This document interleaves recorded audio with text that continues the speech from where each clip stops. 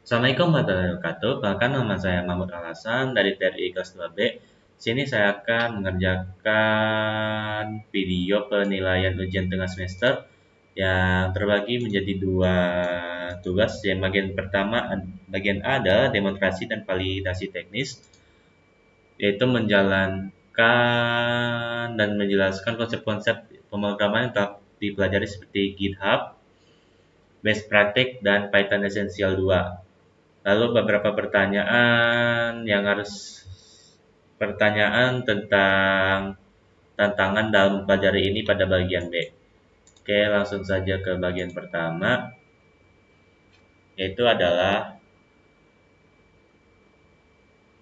Version Control System atau VCS. VCS adalah sebuah sistem yang berfungsi untuk menyimpan sebuah perubahan-perubahan kecil di dalam file. Contohnya adalah misalnya saya sedang membuat program ini. Terus ada sebuah revisi, jadi dia kan nambah satu. Jadi revisi satu atau revisi dua atau update.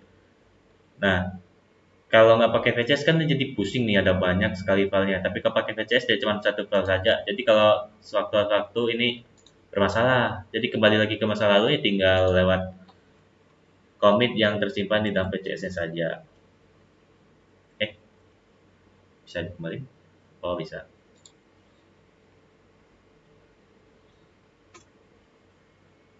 Seperti itu. Dan juga ini sangat membantu jika kita mengerjakan suatu program atau project dengan banyak orang. Karena ini VCS ini selain ada mode lokal yaitu Git, ada juga yang melalui internet yaitu GitHub, sehingga dapat dikerjakan oleh banyak orang sekaligus. Ini dia. Oke, seperti itu.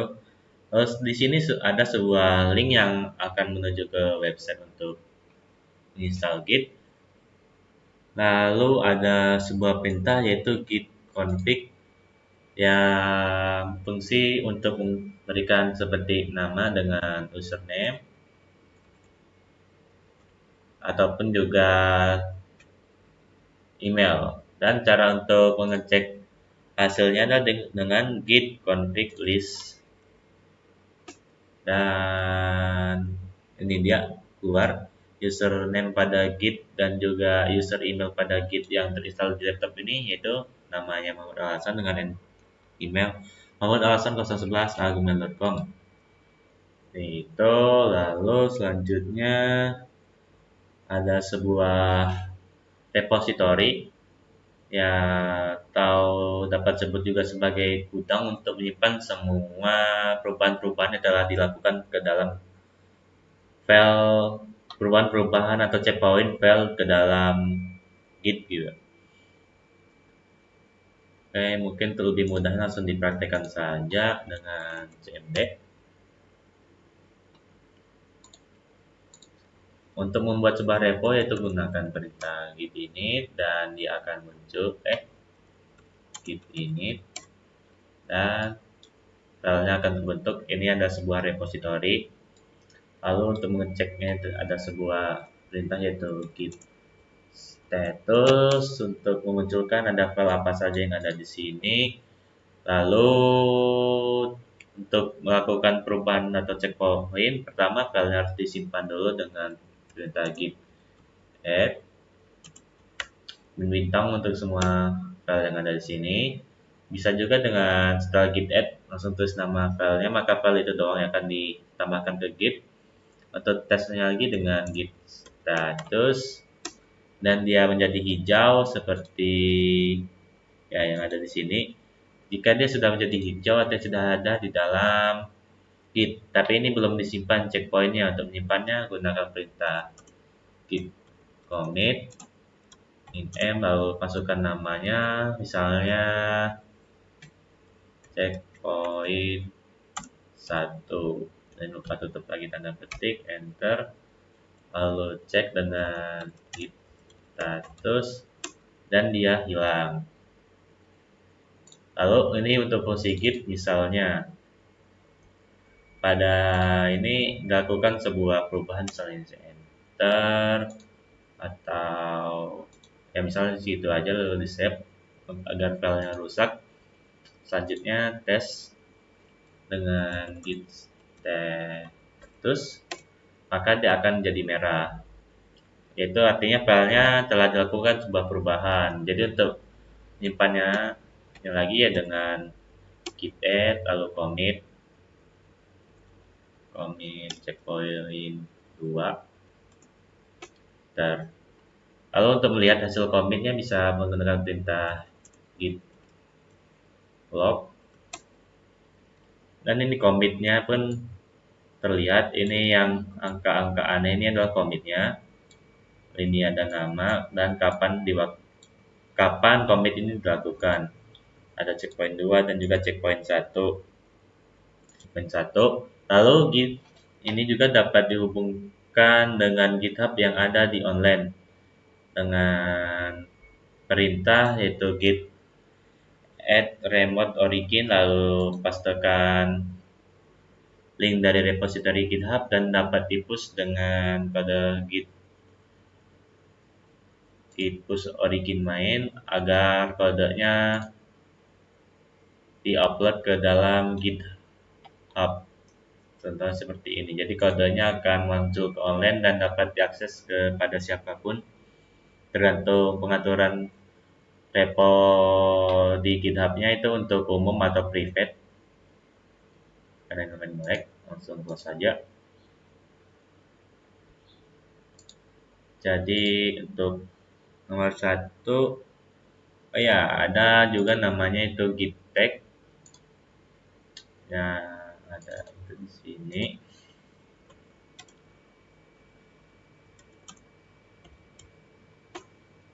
Git tag ini adalah sebuah penanda. Nih, sebuah penanda, dan ini ada dua jenis, yaitu ada yang berfungsi sebagai bookmark saja, ya penanda doang, dan ada juga yang berfungsi untuk menyimpan informasi tambahan seperti nama pembuat, email, dan juga tanggal. Contohnya ada ini, dapat dimunculkan dengan perintah git tag. Lalu mungkin sudah sampai sini saja. Ini untuk menghubungkan dengan repository GitHub yaitu git remote add GitHub, lalu kodenya.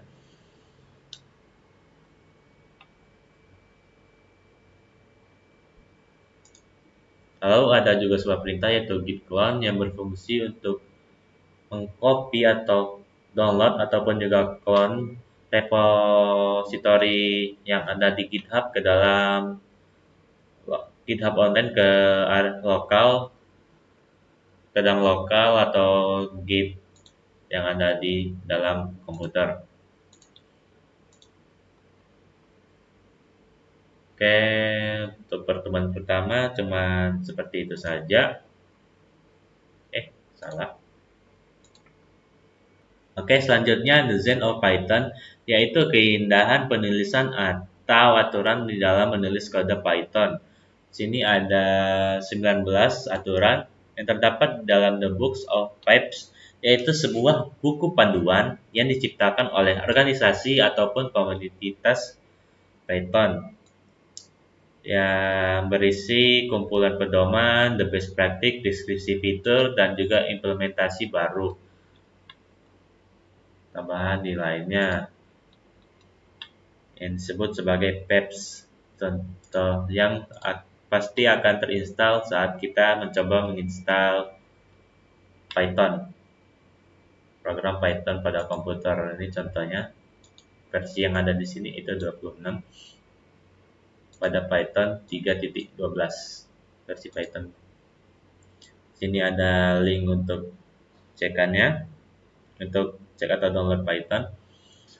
Sini ada tab ke-20 Version of Python yang berisi tentang kata-kata mutiara atau filosofi dalam pemrograman Python. Contohnya adalah sini yaitu kerapian.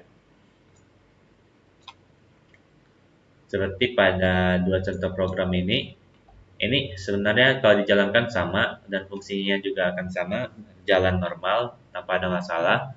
Tetapi pada kode yang bagian atas ini semuanya menyatu, tidak ada jarak sehingga sulit untuk dibaca bagi manusia. Seperti tidak seperti pada kode di bawahnya. Tapi bagi mesin seperti komputer ini sama saja. Cuman bagi kita ini agak kurang estetik saja dan sulit untuk dibaca. Dan juga ada exclusive is better, artinya itu semakin sederhana itu jauh lebih baik. Seperti contoh pada file yang di atas ini dan juga yang di bawah sebenarnya sama aja, tapi kan kalau di atas ini dia masukkan buah, padahal yang dipakai itu cuman apple. Ini ngapa nggak masukin apel dan juga harganya, nggak usah masukin semua buah, ini kan diimpor.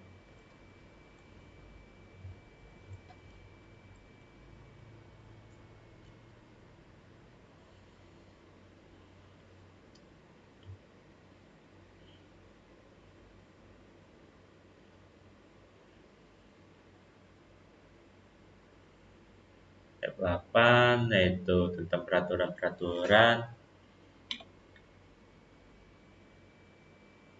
Peraturan seperti ini.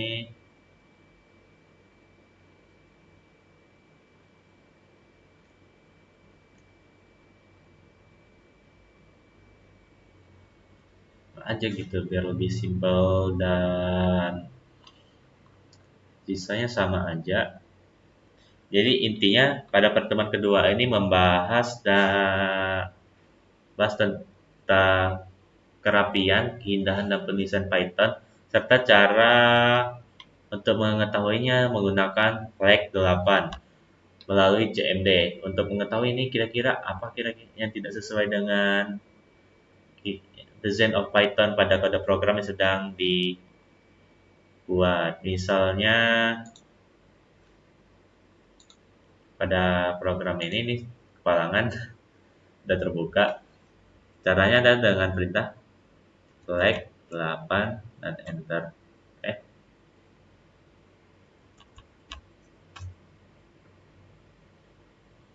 Kita tunggu sebentar. Ini adalah sebuah software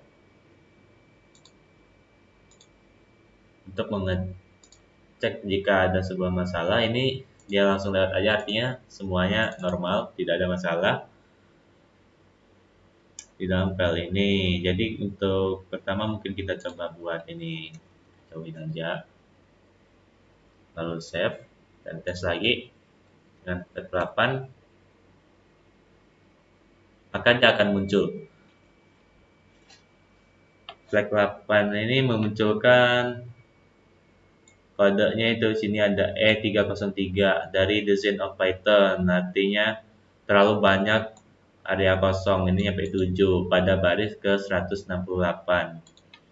di sini.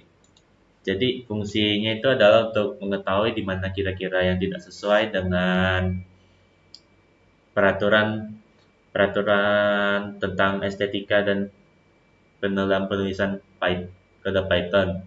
Seperti indentasi ini yang sebenarnya bisa menggunakan tab, tapi jauh lebih bagus lagi jika menggunakan 4 spasi daripada 1 tab untuk meratakan.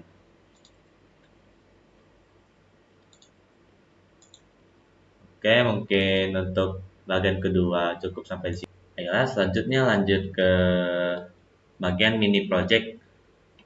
Setelah membahas materi pada minggu pertama dan juga kedua, pada mini project ini adalah membuat program simulasi untuk mengecek seluruh perangkat jaringan dengan satu kali klik saja berbasis CLI yang dijalankan melalui CMD atau command prompt yang terdiri dari beberapa file, yaitu sini. Pada akhirnya itu menggunakan main manager, main sebagai untuk memanggil, main sebagai kode utama yang memanggil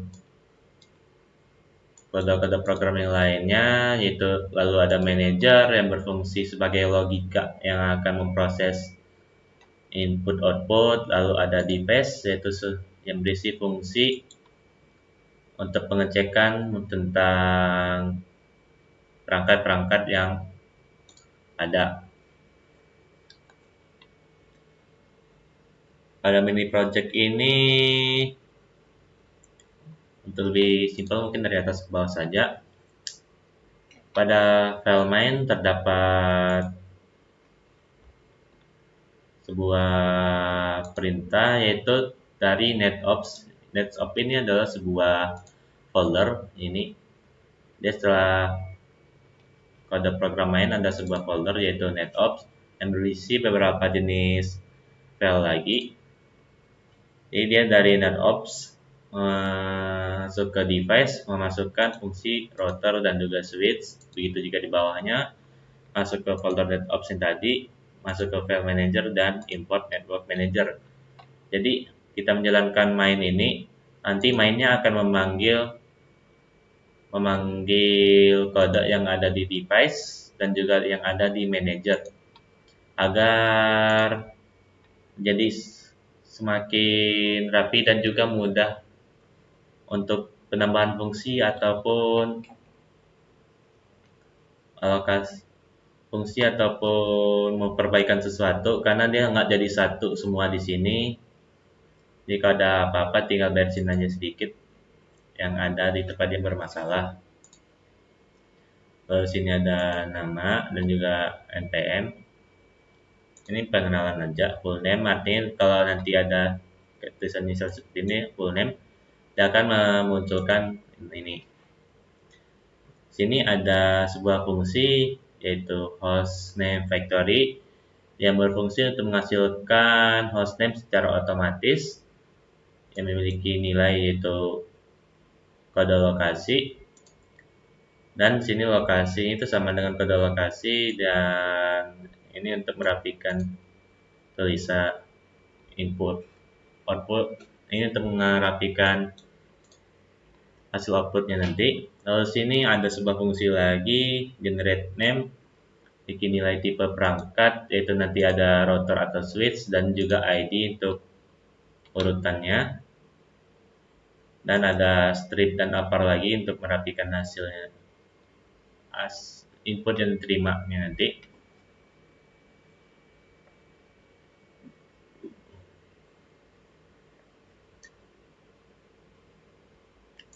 Lalu ada return F untuk mengembalikan nilai dari lokasi, tipe dan juga ID. Sini juga ada name. Dan ini ada GKB namer sebagai hostname factory. Ini untuk pemberian nama otomatisnya di sini menjadi GKB. Lalu ada kode normalis input, berisi teks,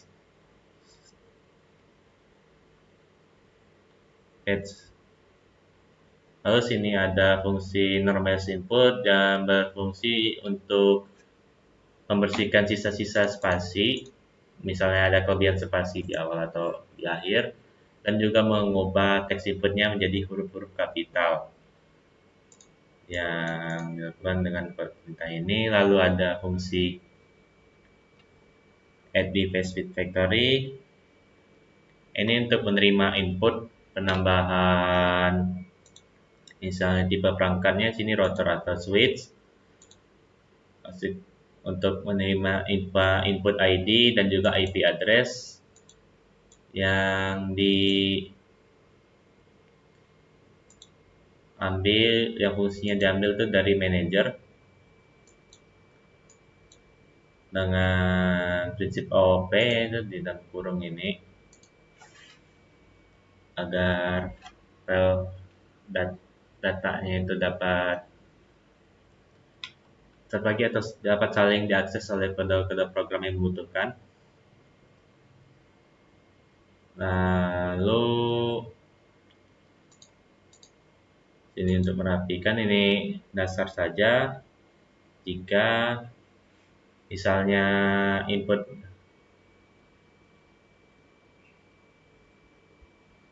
itu salah atau kosong, asal enter aja dia akan masuk ke sini, akan munculkan tulisan itu inputnya tidak boleh kosong dan kembali lagi ke atas.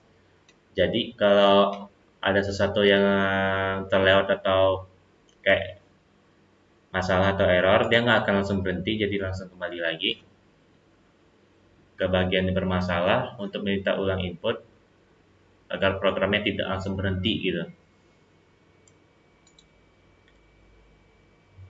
Ini ada host name,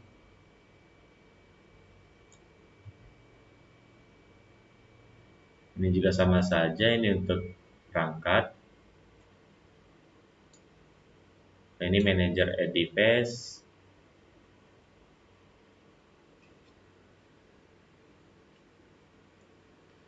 Ini ada manager add device, yaitu dia berfungsi untuk menambah data input dari perangkat-perangkat tadi. Lalu di sini ada sebuah fungsi dev share file device yang berinteraksi dengan generator, yang fungsinya adalah untuk menampilkan log-log perangkat yang bermasalah secara satu persatu dengan klik enter untuk lanjut lagi ke perangkat yang dari perangkat yang bermasalah selanjutnya. Device selanjutnya ada header ya, cuma menunjukkan print doang, full name paling atas tadi, dan npm. Ini menu untuk menerima input dan juga hal yang akan dilakukan oleh program. Lalu selanjutnya ini adalah program utama yang berfungsi untuk melakukan pengulangan berkali-kali pada menu CLS sampai user memilih 7 yang berarti untuk keluar.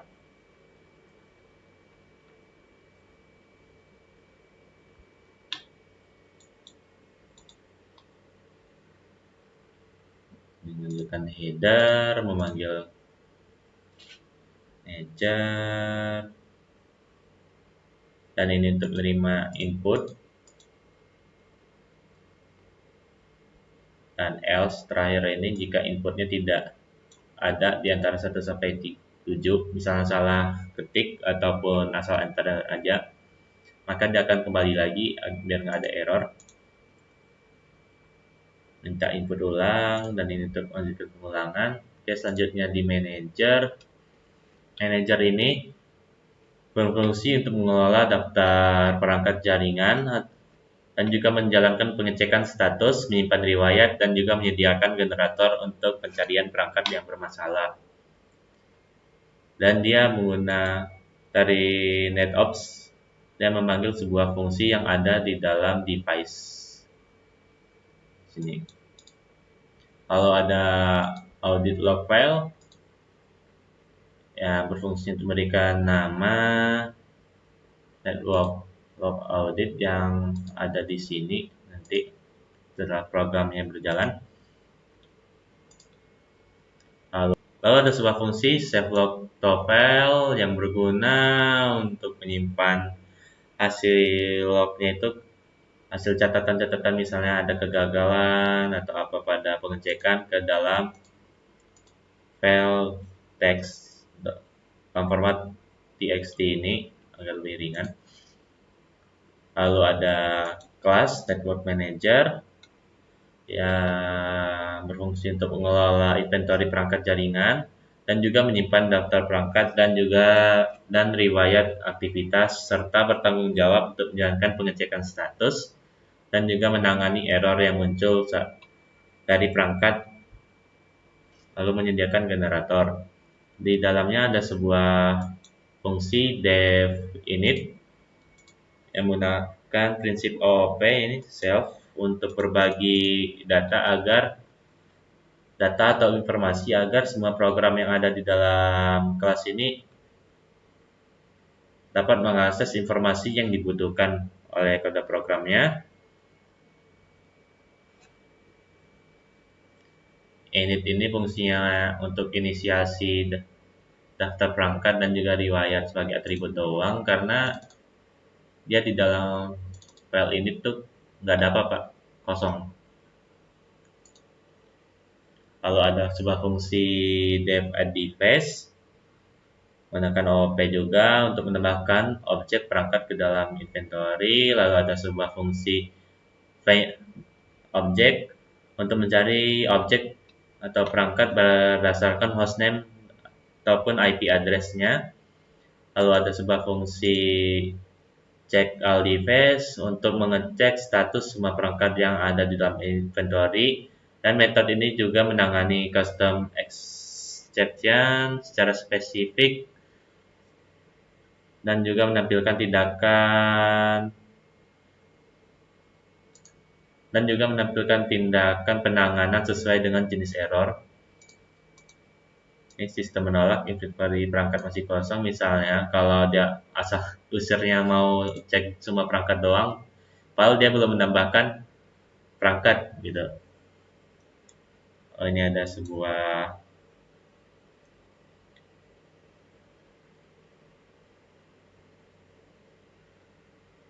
kode untuk menyimpan catatan. Lalu sini ada sebuah kode untuk menginisiasi log entry sebelum blok tray.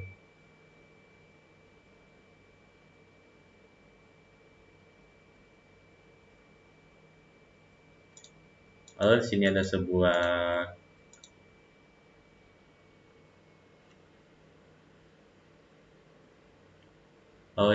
sebuah log entry karena ini fungsinya itu mengecek semua perangkat. Jadi kalau inventory-nya dapat berisi beberapa perangkat, lalu saat pengecekan ada sebuah error, maka dia akan disimpan oleh log entry ini untuk menciptakan file.txt tadi. Ini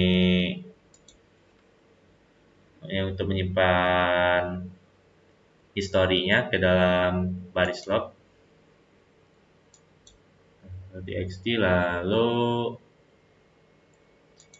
ini untuk penanganan khusus untuk error jika timeout.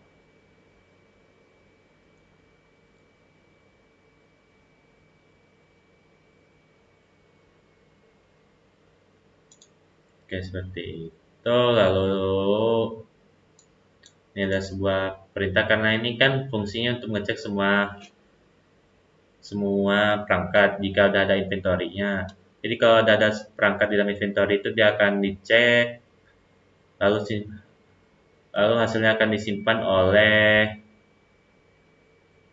log ini yang sebelumnya diinisiasi oleh log entry. Lalu sini ada exception untuk device time error, fungsi untuk menghandle adanya error timeout. Bawahnya ada lagi untuk simpan log file. Ada lagi untuk khusus error autentifikasi, menangani error autentifikasi, maka dia akan menampilkan error autentifikasi dan juga mengirimkan perintah untuk menangani error seperti permintaan untuk melakukan reset kepada admin. Ada log entry lagi untuk menyimpannya ke dalam log file txt nanti.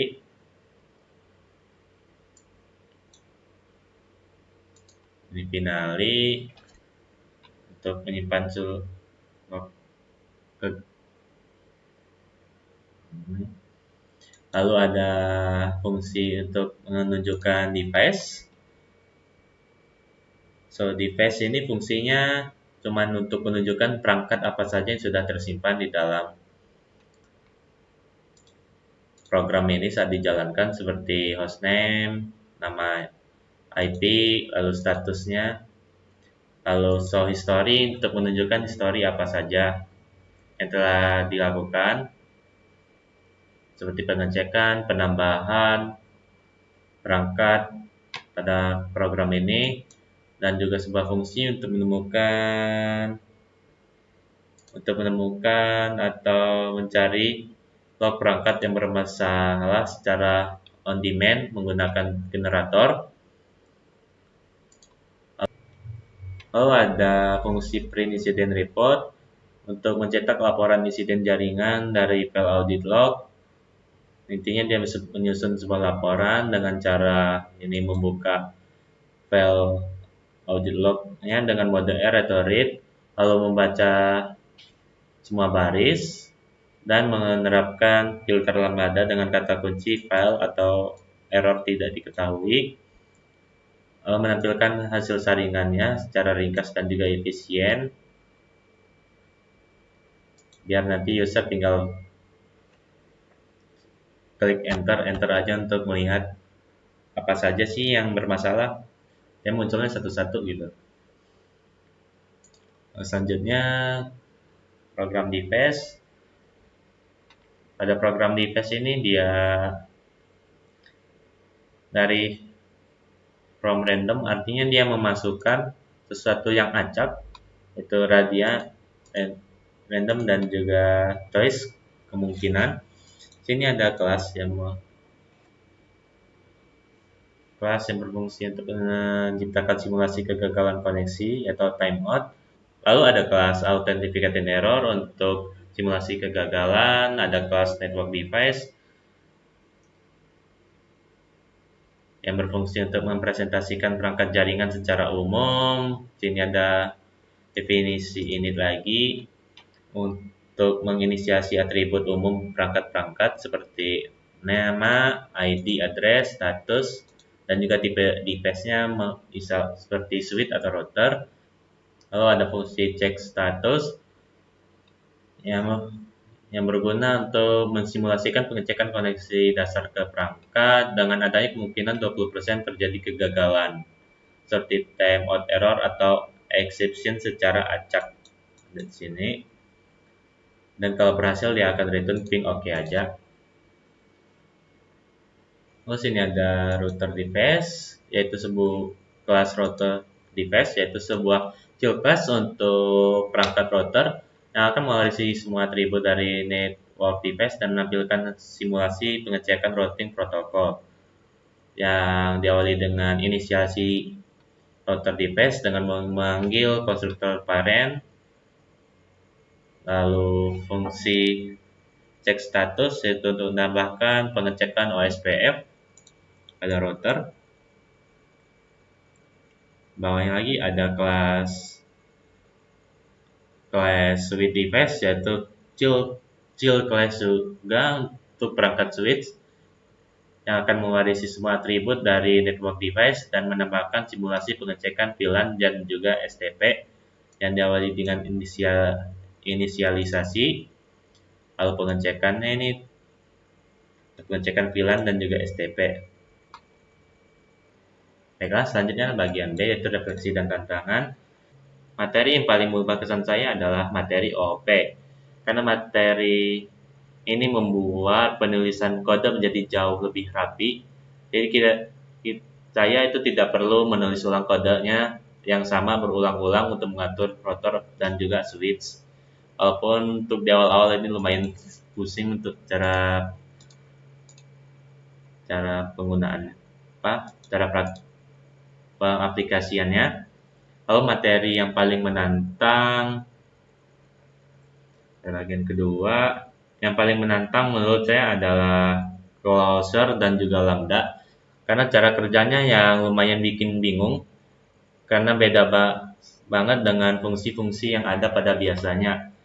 Jadi untuk mengakalinya, saya kadang mencoba membuat sedikit skrip latihan kecil-kecilan yang dibantu dari AI sampai akhirnya beneran bisa memahami dan menerapkannya pada fitur pembuatan hostname otomatis dan juga fitur pencarian perangkat yang bermasalah. Lalu ceritakan kendala utama selama mengikuti perkuliahan. Kendala utama saya dalam mengikuti perkuliahan itu ada beberapa, seperti saat di kelas itu saya sangat sulit untuk fokus, nggak tahu kenapa. Saya ini orangnya kayak ADHD gitu, kalau nggak di benar-benar paksa susah benar untuk fokus dengan sesuatu dalam jangka waktu yang lama. Dan juga laptop yang kadang bermasalah, yang tiba-tiba macet gitu, nge-freeze, jadi membuat tiba-tiba nggak melanjutkan tugasnya, dibiarin gitu aja. dan juga pada proses penggabungan semua materi seperti OP, penanganan error dan semacamnya, karena pada proses itu melanjutkan mini project itu karena suka muncul error-error yang aneh yang akhirnya benar-benar buka sana sini dan cek ulang kenapa ini bisa masalah, kalau sebelumnya kan normal-normal aja tapi sekarang malah bermasalah gitu. Mungkin hanya sekian saja. Terima kasih. Wassalamualaikum warahmatullahi wabarakatuh.